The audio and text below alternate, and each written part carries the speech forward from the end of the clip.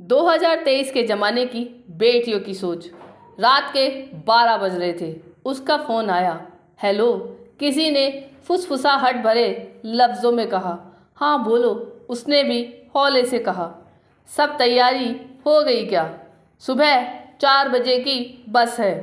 मैंने अपने कपड़ों का बैग तो पैक कर लिया है। पैसे और गहने लेने हैं। अपने सब डॉक्यूमेंट भी ले लेना। हो सकता है दोनों को नौकरी करने पड़े। नया घर संसार जो बसाना है।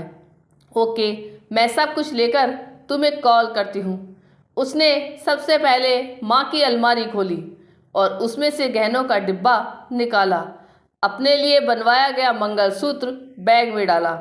अंगूठी और झुमके पहन लिए। चूड़ियों का डिब्बा उठाकर बैग में डाल रही थी कि माँ की तस्वीर नीचे गिर पड़ी। उसे याद आया, माँ की बरसों की इच्छा थी सोने का चूड़ा पहनने की।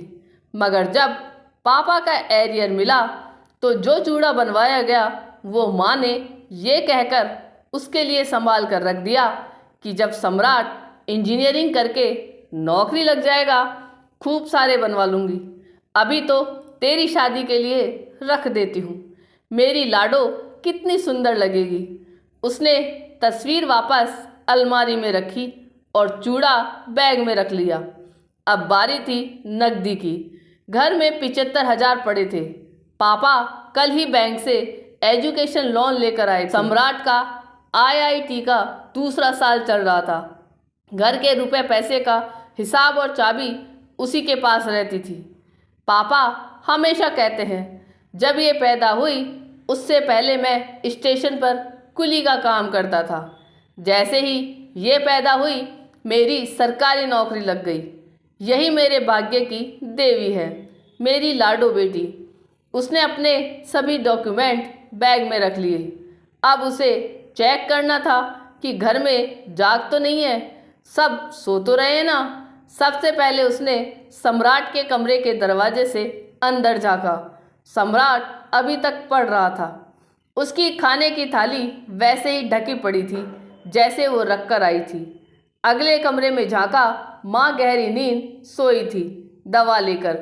माँ हमेशा कहती है इस दवा में कोई गड़बड़ है, जो नींद बहुत आती है। ये मुई शुगर भी बुरी बीमारी है, लग कर ख़त्म ही नहीं होती।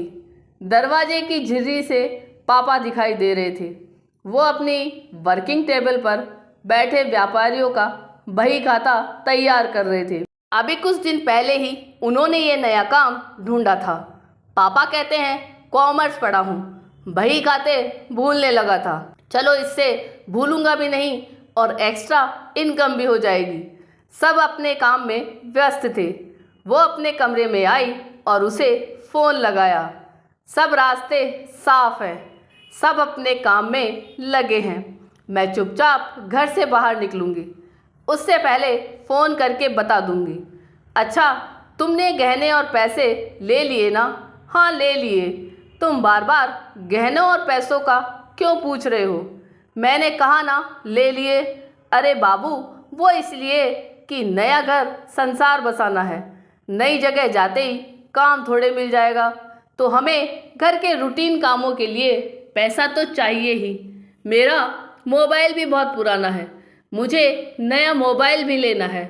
और फिर मैं कोई ना कोई नौकरी पकड़ लूँगा जिससे हम आराम से ज़िंदगी गुजारेंगे।